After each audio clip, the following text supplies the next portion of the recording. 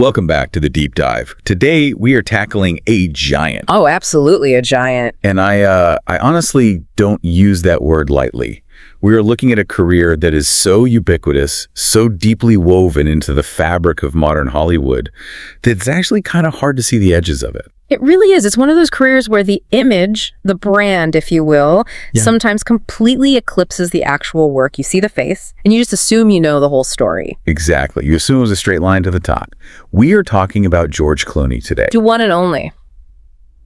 But, and this is a really big but for you listening, we are not just listing off his IMDb page. Yeah. We are digging into the man behind the tuxedo. Right. We're looking at a journey that starts in 1961 in Lexington, Kentucky, and goes all the way to major international human rights activism. Our source for this exploration is a really detailed biographical account from Famous People Bio. And it is a fascinating timeline they've put together. It is. And our mission today, the goal of this deep dive, is to analyze the evolution of a career.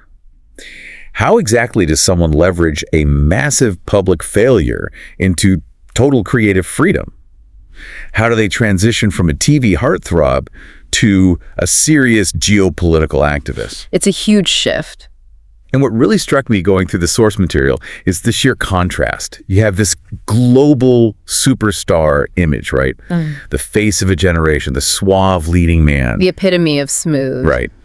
But the reality found in the biography is filled with struggle, physical paralysis, failure, and honestly a surprising amount of manual labor. Yeah, the tobacco fields. I think to really understand the Clooney we know today, you have to completely shatter that perfect leading man illusion right out of the gate. Definitely. And to do that, you have to go all the way back to high school. Oh, I think my favorite detail is from his high school years. And we have to start here because it just destroys that perfect image immediately. It's the nickname he had. Yeah, that is a wild detail. Do you want to do the honors and tell everyone what it was? His nickname was Frankenstein. Frankenstein.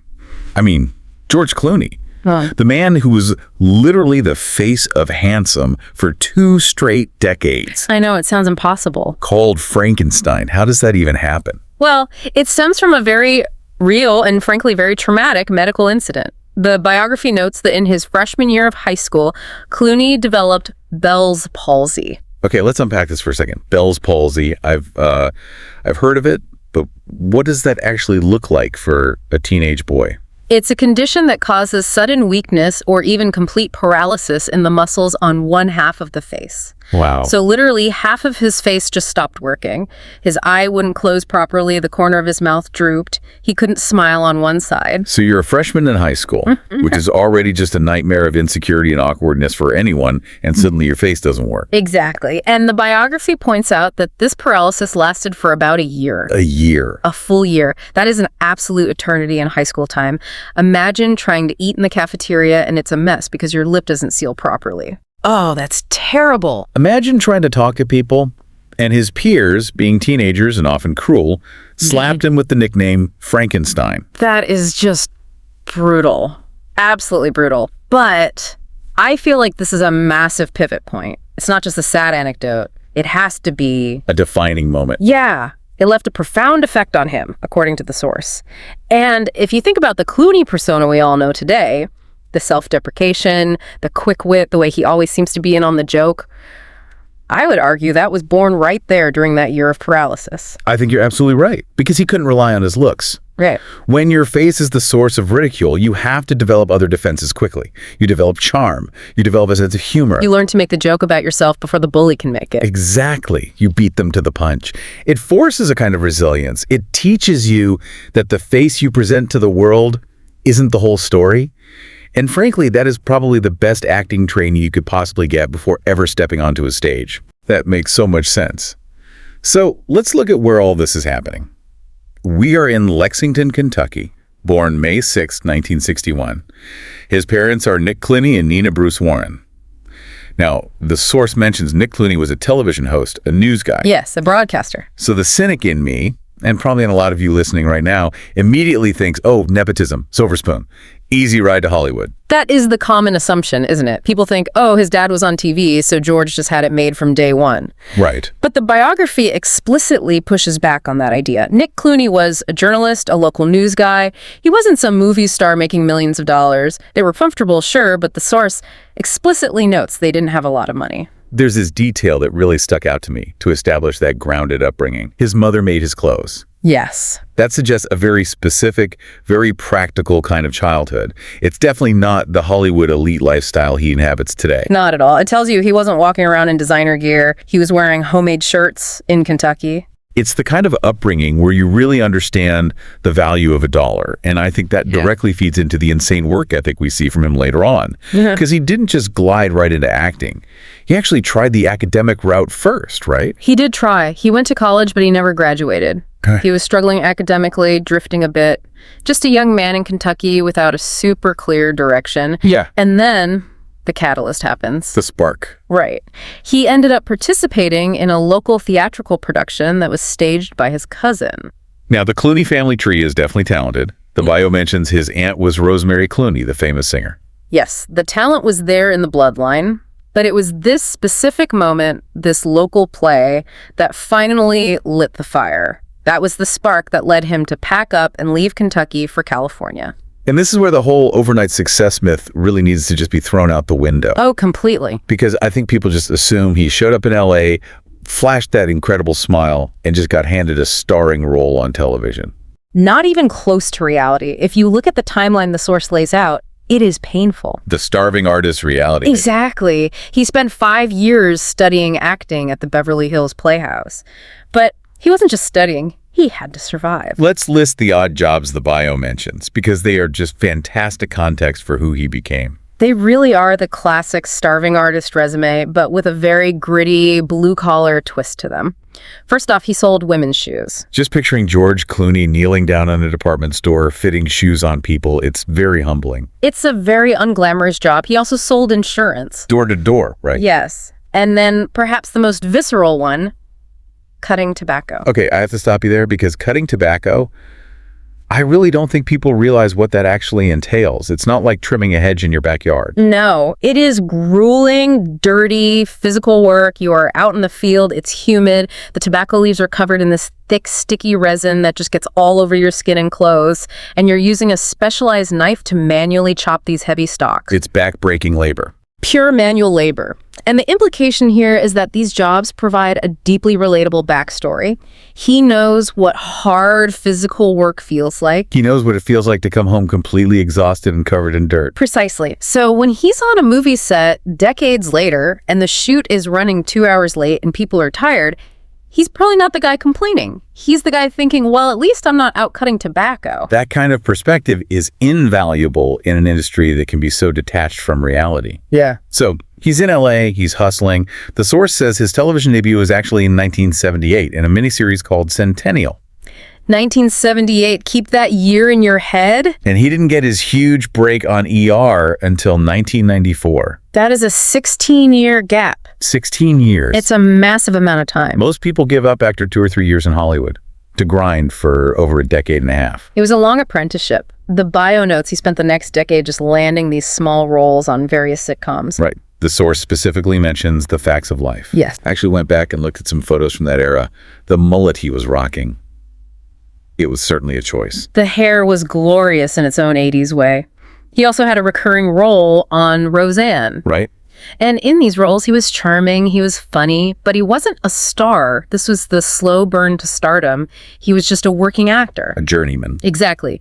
And there's a heavy psychology to that. For over 15 years, you are walking into audition rooms and you are completely dispensable. You're fighting for scraps. It builds a thick skin. It has to. It also makes you appreciate the success when it finally hits because you know exactly how fragile it all is. And then 1994 hits. The stars finally align. ER. The ER phenomenon, the role that changed absolutely everything for him, Dr. Doug Ross. The pediatrician. The bad boy of the hospital. The biography bluntly describes his character archetype as the womanizer. It's an interesting word choice by the source, but it's accurate to the character. Doug Ross was messy, but he was also saving children's lives. That's the secret sauce, isn't it? You can play a flawed guy, a womanizer, but if he's passionately saving a baby's life, the audience will forgive almost anything. It created this incredibly compelling dynamic, and we really shouldn't downplay just how massive ER was at the time. It marked the true beginning of his major career. The source notes, he stayed with the hit drama for 5 years. And during those 5 years, he was beamed into millions of living rooms every single week. He became a household name. A total juggernaut. And usually for a lot of actors, that's the peak. You become the TV guy, you make a great living, maybe do a couple of TV movies, and you ride it out. But Clooney was clearly looking at the bigger picture. He was eyeing the transition to film, which historically is a notoriously difficult jump to make. The industry bias against TV actors was huge back then. Right. The studio logic was, why would audiences pay for a movie ticket to see a guy they can watch for free on their couch on Thursday nights? So how does the source say he navigated that? He took some very interesting routes with his early film choices, hits and misses. In 1996, he does From Dusk Till Dawn. Which is such a wild pivot. It really is. The source notes the shift in genre from a grounded medical drama to a vampire cult classic. You're America's favorite pediatrician, and your first big swing is a violently bloody vampire movie where you play a criminal. It was a brilliant counter-programming move. It immediately signaled to the industry that he wasn't just Dr. Ross. He could be gritty, he could do action, he could be dangerous. He shattered the typecasting right away. Exactly. Then he swings back to a more traditional lane with One Fine Day, co-starring Michelle Pfeiffer. Classic romantic comedy, proving he can carry a studio romance. Checking the boxes. But then Comes 1997. the major stumble. Batman and Robin. Yes. The source material is remarkably polite about this. It just says the lead role was, quote, deemed a failure. Deemed a failure is a very diplomatic way of putting it. It was a massive critical and commercial disaster. The bat nipples, the ice puns, the neon lights. It's legendary for how much it missed the mark. And Clooney was literally the face of the franchise. And this is a really critical moment in the timeline to analyze because, honestly, a high-profile failure of that magnitude can, and often does, completely derail a career. Oh, absolutely. When you lead a massive studio tentpole and it bombs, you get put in movie jail. The executives just look at the numbers and say, well, Clooney can't carry a blockbuster. Send him back to television. He could have easily retreated. But in Clooney's case, the source framing shows this became a major pivot point. It's about how he leveraged that failure. Right, he didn't hide from it. He used it as a learning experience to fundamentally change how he picked his projects. He started rebuilding his credibility almost immediately in what the bio outlines as his late 90s renaissance. Let's look at 1998. Out of Sight. Co-starring with Jennifer Lopez. The biography actually ranks this as one of his top 10 movies. So good. It's incredibly stylish, and it showed him doing really elevated, smart work. Then he moves into serious ensemble work with The Thin Red Line, also in 1998. Working with Terrence Malick, you don't get much more prestigious than that. And then Three Kings in 1999, a war drama co-starring Mark Wahlberg. So by the end of the 90s, the key takeaway from the source is that he had successfully jumped from TV actor to legitimate, critically respected movie star. Yes. He survived a superhero flop that would have ended most careers, and he did it by doubling down on working with incredible directors. Which sets the stage perfectly for Section 3 of the bio, the golden era, 2000 to 2010. This is where he moves from just acting to really building an empire. He starts leaning heavily into these powerful collaborations. He reteams with Mark Wahlberg for The Perfect Storm in 2000. A massive hit. Huge box office. But then he takes another left turn with the Coen brothers connection. Oh Brother, Where Art Thou? Also in 2000. Such a fantastic, weird movie. And the result of that, he won a Golden Globe. The source points out that this really validated his comedic chops. It proved he had range far beyond just the standard leading man trope. He could do screwball, physical comedy. And while he's getting Golden Globes for quirky comedies, he also launches the blockbuster franchise that defines his movie star persona. Ocean's 11 in 2001.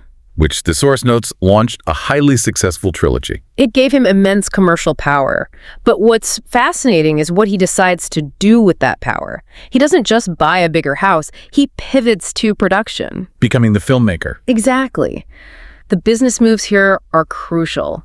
In 2001, he co-founded Section 8 Productions, and then later, he started Smokehouse Pictures in 2006. I think when people hear a famous actor has a production company, they often assume it's just a vanity plate, just a logo at the start of a movie to stroke their ego. In many cases, it is. But the timeline shows Clooney was using these companies to actually generate content. He was becoming a multi-hyphenate. Right, he wasn't just waiting for the phone to ring anymore, he was hiring himself. And hiring others. He makes his directorial debut in 2002 with Confessions of a Dangerous Mind. Okay.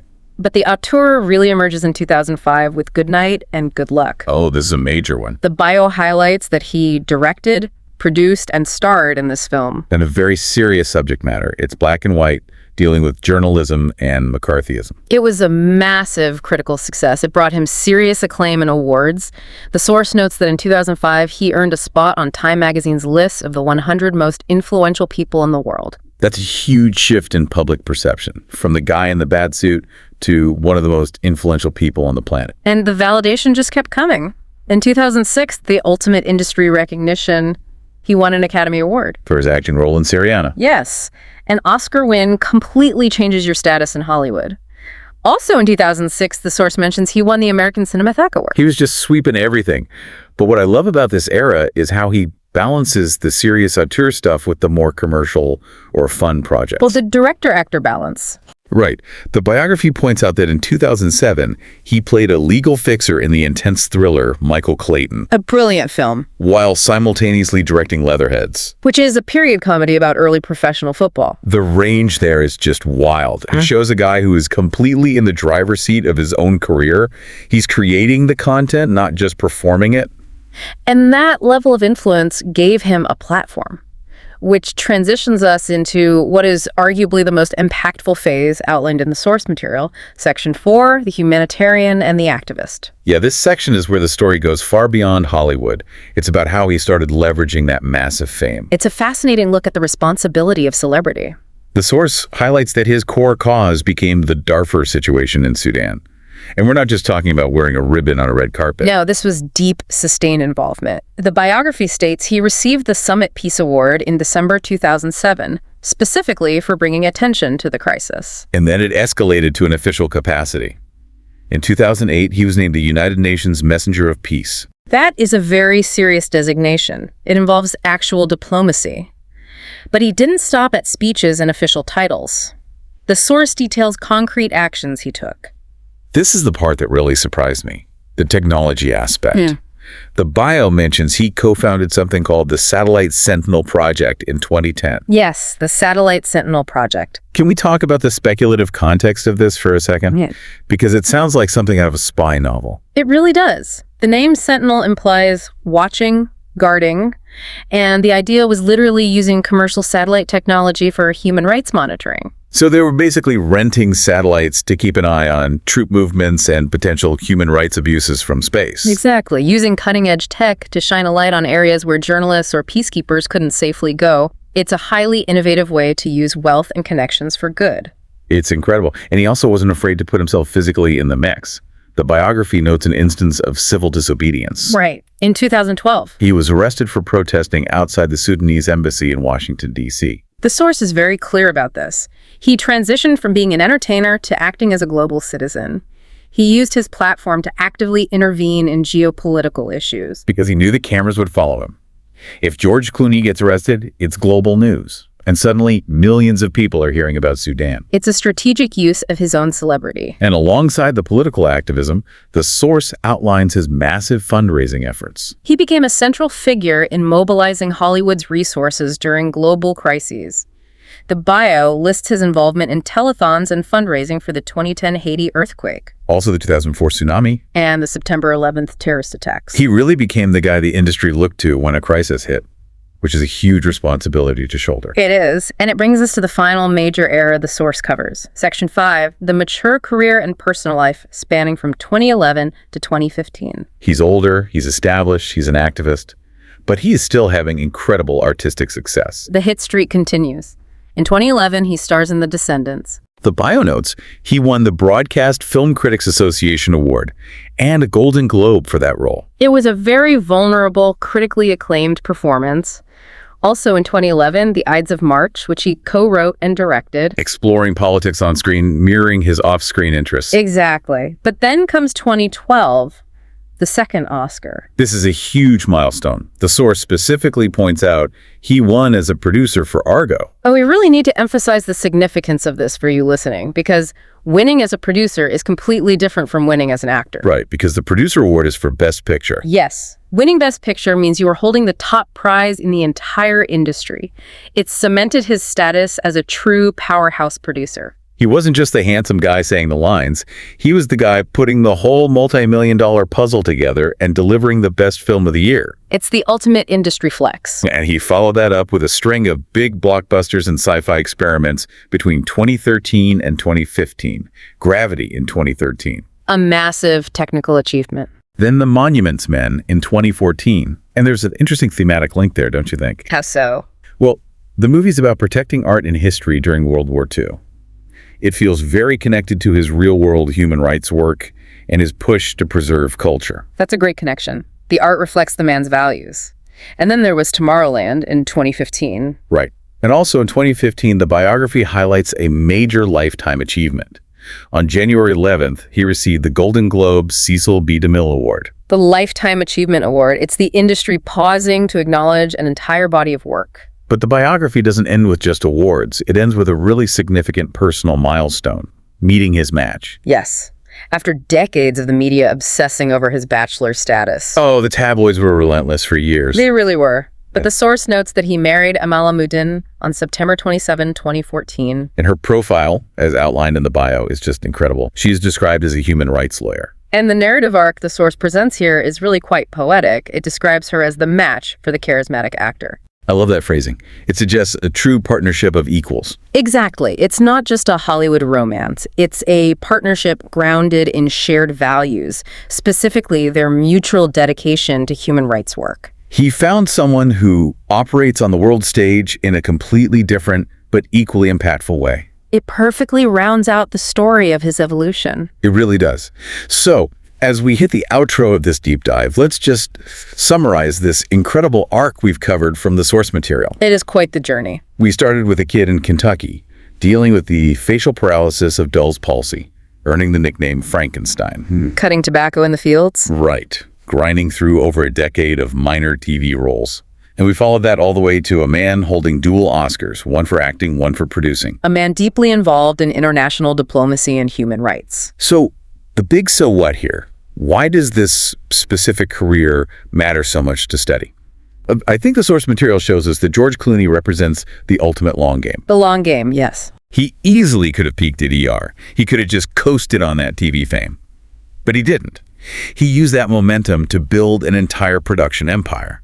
And a massive humanitarian legacy. He survived embarrassing public failures like Batman and Robin, and used the lessons from that to create acclaimed, lasting art like Good Night and Good Luck. He never stopped evolving. Never.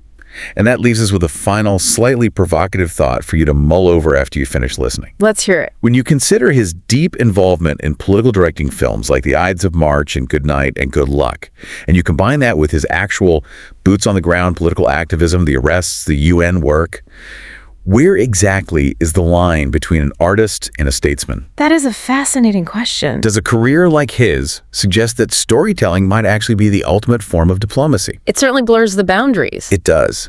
And I highly encourage you to go watch one of his directorial efforts this week with all this new context in mind. Watch how the kid from Kentucky uses the camera to say something about the world. It will definitely change how you see his work. Thanks for joining us on this deep dive. See you next time.